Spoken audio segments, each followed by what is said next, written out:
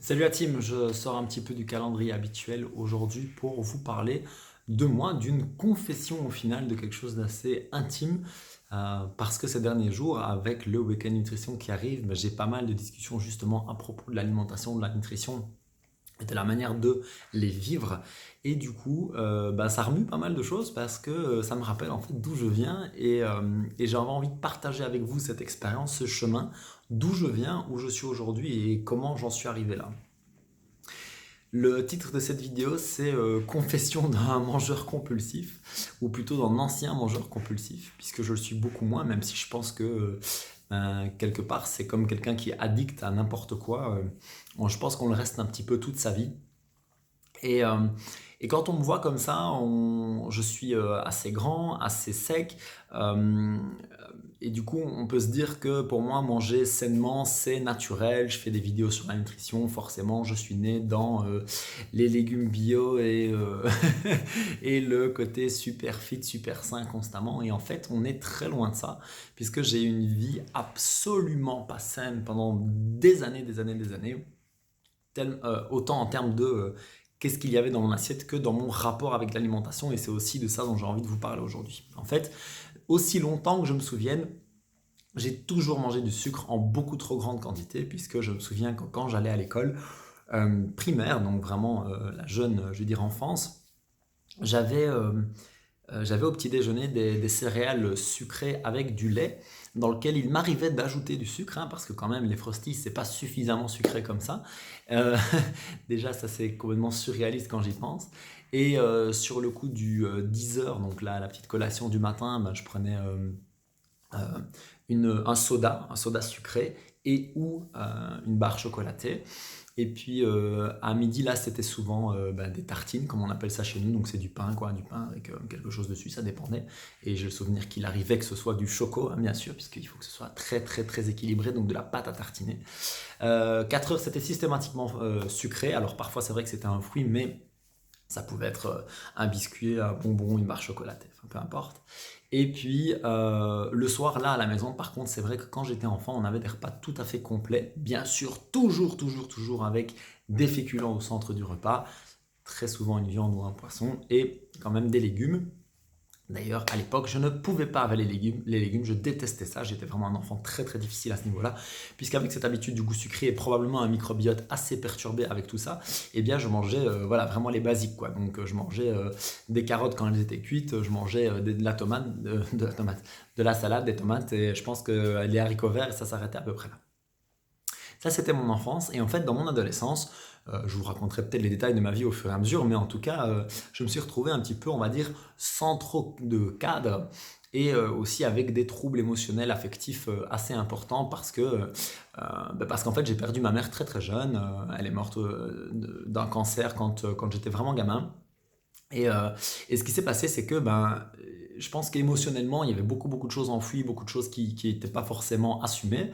Et j'étais déjà très habitué au sucre et clairement, j'ai été dans la débauche de junk food et de sucré constamment. D'ailleurs, je sais que ça ne se voit pas du tout, mais j'étais en surpoids. Alors, j'ai jamais été obèse, hein, soyons très très clairs, mais j'ai toujours été un petit peu grassouillet, avec un petit ventre, etc., etc. Toute mon enfance, toute mon adolescence. D'ailleurs, c'était une source de complexe très très important, puisque j'étais dans le basket et que j'étais avec énormément de sportifs qui, eux, avaient des corps, vous savez, de magazine, quoi. Et, euh, et du coup, c'est vrai que ça, c'était pas facile à assumer. Et en plus, j'avais pas mal déjà de problèmes avec le rejet, de difficultés sociales, etc., depuis aussi l'enfance. Et donc tout ça, toutes ces frustrations, toutes ces tristesses, toutes ces colères, j'avais tendance à les remettre dans l'alimentation, dans la junk food. Pour moi, c'était vraiment les sources de sucre, donc j'étais constamment. Je me rappelle que c'était gaufre au chocolat sur les collations, c'était allez, pâte à tartiner le matin du pain. Enfin, c'était vraiment tout le temps, tout le temps, tout le temps, tout le temps. Et puis après, on se justifie en disant que c'est en faisant ça qu'on va avoir de l'énergie pour l'entraînement, comme j'étais basketteur, etc. Et en fait, avec du recul, je me rends compte qu'il y avait vraiment un gros gros problème qui était que à chaque fois, plus j'étais triste, plus j'étais fâché, plus j'étais en colère, plus j'étais anxieux de quelque chose, plus il y avait du sucre dans mon alimentation, plus il y avait de la merde dans mon alimentation. Ça, c'est quand j'étais adolescent. Et puis en fait, jeune adulte, j'ai très vite vécu seul, je vais dire ça comme ça, ou avec en colocation à un moment donné avec un ami, j'ai été aussi on va dire ça, en colocation avec mon ex à l'époque, etc. Et j'ai aussi été beaucoup seul, et pareil, quoi. Et j'ai le souvenir de faire des choses assez horribles. Ça me fait un peu de la peine de vous raconter ça, mais c'est vrai. Il m'arrivait très régulièrement, par exemple, le soir, genre le dimanche soir, c'était un peu mon jour mélancolique, et du coup, j'avais tendance à aller chercher du réconfort dans la bouffe, et bien je descendais 2-3 minutes en voiture en bas de chez moi, et j'allais chercher ce qu'on appelle chez nous un routier, une mitraillette, donc c'est du pain avec des frites et une viande dégueulasse et plein de sauce. Ça, c'était la base du repas. Et puis, ben, très souvent, il y avait un dessert derrière, style, vous savez, les cornettos, les machins, les glaces, enfin voilà, vraiment un truc horrible. Et ça, c'était mon repas du soir. Ou ça pouvait être, par exemple, une pizza. Et souvent, c'était 2 pizzas. Parce que quand même, une pizza, c'était pas assez. Avec toujours, évidemment, du soda. Alors, je le prenais light, mais c'était absolument pas parce que c'était mieux pour ma santé. C'était parce que je préférais le goût. Bref, vous voyez un peu l'idée de problèmes que ça pouvait être au niveau émotionnel, puisque je me revois très très bien regarder des films tout seul chez moi, triste, en me sentant vraiment sincèrement seul, et à regarder des films pour me réconforter, tout en mangeant bien sûr des choses très, voilà, bah, très de la bouffe réconfortante, et au final qui ne fait clairement pas le mieux. Parce qu'en fait, euh, ce problème-là, en fait, il s'est installé depuis que je suis enfant, et en fait, il est resté toute ma vie, et toujours maintenant, je me rends compte que c'est très difficile. Et à l'heure actuelle, bah, j'ai fait un chemin très très long, puisque ça fait, allez, je vais dire une dizaine d'années maintenant que je fais le chemin de manger de plus en plus sain, même si clairement j'ai fait des grosses erreurs de parcours, par exemple dans le fitness, ou dans le fitness, c'était un peu pareil, c'est-à-dire qu'en fait, la qualité des aliments était un petit peu meilleure, mais c'était toujours pareil, ça veut dire que c'était constamment la relation au sucre et aux glucides et au réconfort, quoi. C'est-à-dire qu'il m'arrivait de manger du pain, et le pain, bah, c'était un pain entier sur la journée, c'était 800 grammes de pain, quoi. Avec parfois de la confiture, parfois un peu de fromage, avec des yaourts, avec voilà, après c'était l'excuse, il fallait l'énergie pour l'entraînement, pour le fitness, machin, il fallait blablabla, bla, bla, bla, et en fait c'était tout le temps pareil, j'étais tout le temps dans ce schéma, et si on ajoute à ça les soirées, picole avec les copains en basket, et qu'on ajoute à ça la junk food qui va avec, parce que, sympa la mouche, parce que je vais avoir... parce qu'après l'alcool, on a souvent envie de junk food, parce que le lendemain, ben, je suis pas forcément bien dans ma peau, donc junk food, et bla, et bla, et bla. Pourquoi je vous parle de tout ça? Parce qu'en fait, euh, c'est un sujet qui me touche forcément particulièrement, comme vous pouvez le comprendre et probablement le ressentir dans ma voix. Euh, Parce que faire tout ce chemin pendant des années, en fait, ça a changé ma vie. Ça a changé ma vie pour plein de raisons. La première, c'est que j'ai un rapport à l'alimentation qui est en train d'évoluer. Certes, qui n'est toujours pas idéal, qui est toujours pas parfait, je vais dire ça comme ça, mais qui est en train d'évoluer. Et maintenant, j'ai 2-3 techniques qui me sont personnelles et que j'essaye de transmettre aux autres, de donner aux autres pour qu'ils aient l'occasion eux aussi de trouver leur équilibre. Par exemple, une de mes questions très fréquentes avant en fait de manger un aliment, c'est de me dire pourquoi est-ce que j'en ai envie. Et si c'est de la junk food, en général, si j'ai envie de junk food, c'est qu'il y a un problème dans ma vie. Et j'essaie de me dire, ok, la junk food ne va pas régler le problème dans ta vie.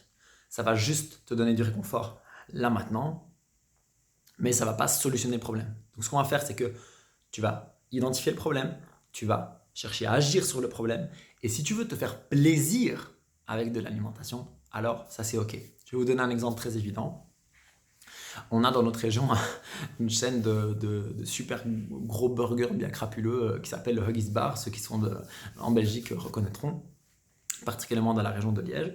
Et on va de temps en temps au Huggies Bar, par exemple avec Amy, pour se faire plaisir. C'est un moment social, on profite du moment, on discute, on se pose, on mange super bien.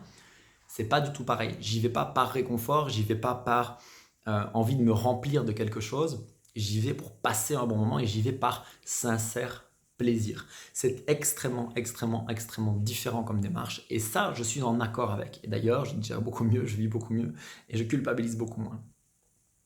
Euh, donc cette première technique, c'est me poser la question. Ensuite, quand je suis en train de manger quelque chose et que je sens que j'en mange beaucoup, j'essaye de prendre une pause et de me dire, est-ce que tu apprécies toujours ce que tu manges? Est-ce que tu as toujours faim? Les deux questions sont distinctes. Quand je mange quelque chose que je vais qualifier d'utile, je me dis, ok, Est-ce que tu as assez mangé? Est-ce que tu manges pas simplement par, tu sais, ce côté automatique de il en reste dans mon assiette donc je mange? Parce que ça aussi c'est un gros problème. Moi j'ai jamais, jamais, jamais su laisser une assiette. Il a toujours fallu que je finisse les assiettes parce que c'était une maladie chez moi de si je laisse de la bouffe c'est un crime. Je ne sais pas pourquoi, qui me l'a inculqué ou si c'est moi qui l'ai inventé, mais en tout cas c'était très très difficile. Et est-ce que tu as encore faim? Est-ce que ce que tu manges va encore t'apporter du bénéfice? Oui, ok, cool, on continue. Non, ok, stop. Ça c'est très très difficile, je vous jure, c'est encore un combat permanent maintenant. Et quand je mange quelque chose qui est un aliment, je veux dire plaisir, typiquement je mange du chocolat noir, qui est certes un petit peu bon pour la santé, mais aussi franchement pour le plaisir, disons-le. Encore la mouche. What's up?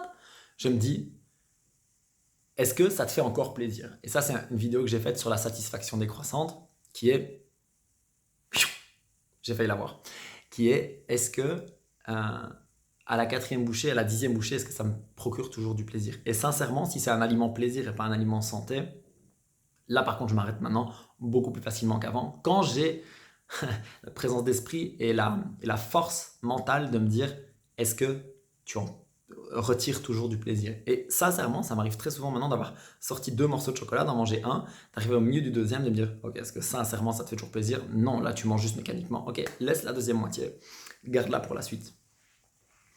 Ça, c'est quelque chose de très très puissant, j'espère que ça peut vous aider. Et pour terminer, la technique la plus évidente pour moi, c'est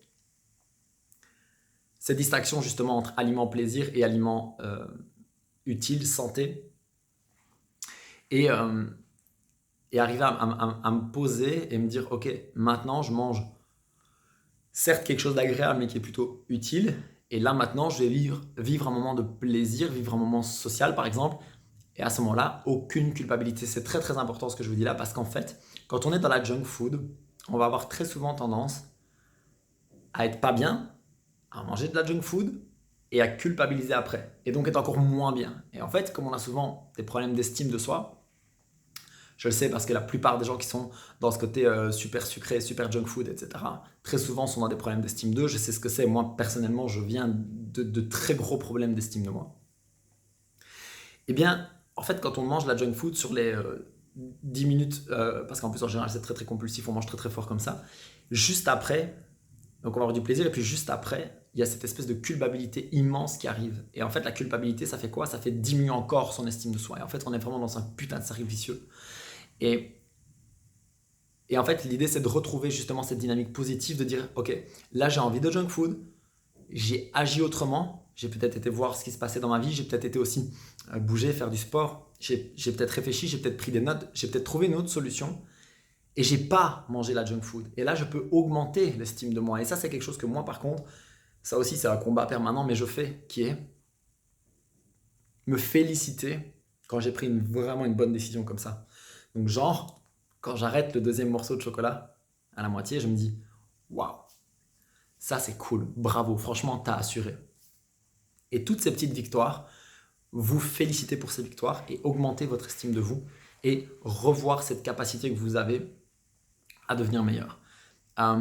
C'est pour ça que dans le week-end nutrition, par exemple, il va y avoir toute une partie, je vais dire, théorique, pratique, qui va être ce côté, ok, qu'est-ce qui est bon dans l'assiette, qu'est-ce qui est moins bon dans l'assiette, comment organiser ça dans sa journée, avec vraiment des conseils pratiques. Ça, c'est très cool et j'adore faire ça. Mais c'est aussi pour ça qu'il y a une deuxième journée où on va être moins et où on va aller aussi dans ces problèmes qui peuvent être émotionnels, qui peuvent être humains et qui sont en fait liés à l'alimentation, mais par de l'affectif, par mes parents m'ont appris comme ça, par quand je mangeais de la glace, ça me rappelle ma grand-mère qui est morte et ça me rend triste. Peu importe, on s'en fout, vous comprenez l'idée. Ou je suis très anxieuse, mon boss me casse les couilles et je mange compulsivement pour essayer de penser à autre chose et pour passer mes nerfs sur la bouffe plutôt que sur lui, etc. etc. Et c'est aller chercher ces problèmes-là et essayer de revenir dans l'action par rapport au problème et pas par rapport à l'alimentation. J'ai fait 10 ans de travail sur le contenu de mon assiette, sur la qualité de mes aliments et ça fait aussi quelques années maintenant que je fais un travail plutôt sur mon état psychologique par rapport à l'alimentation. Et c'est un travail extrêmement fort et c'est vraiment quelque chose que j'ai envie de transmettre parce que je trouve que c'est...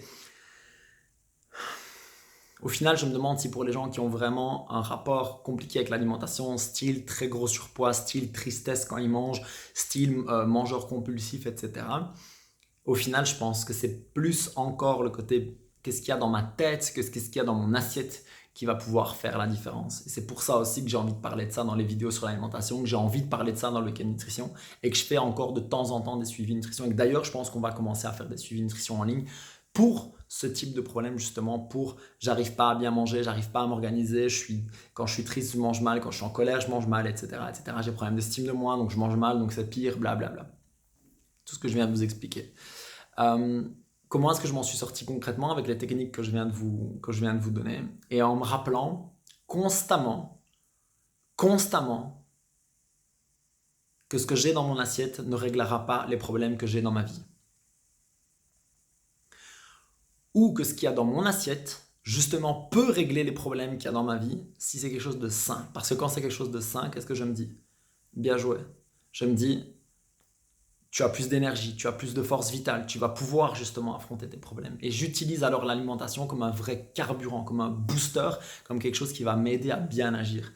Et sincèrement, j'ai un petit garçon maintenant qui vient de naître, il est tout bébé et ça m'émeut à chaque fois que j'en pense parce que je veux absolument lui transmettre un rapport sain à l'alimentation qui est un carburant, qui est aussi un plaisir social, il faut absolument le dire, et un plaisir tout court, mais un plaisir, pas un réconfort, et pas une récompense, et vraiment quelque chose de sain, de serein par rapport à cette alimentation à très très long terme. C'est un chemin que je suis en train de faire. J'ai envie de vous montrer ce chemin et de vous dire qu'il est possible, même si vous êtes dans quelque chose de difficile, même si vous êtes très triste, même si vous êtes très en colère, même si vous êtes très en surpoids, même si vous avez des problèmes de rejet, peu importe toutes ces raisons que vous avez. Certes, ce sont des très bonnes raisons de ne pas être bien dans votre peau, mais ce n'est pas une fatalité. Vous pouvez faire beaucoup mieux que ça. Vous pouvez créer une vie vraiment différente. J'en suis l'exemple. J'en suis un exemple vivant, un vrai, et j'ai vraiment envie de vous inspirer à faire mieux. J'ai rien à ajouter. Prenez soin de vous, posez-vous ces questions et faites attention à ce que vous mangez, à votre corps et à votre esprit. Peace.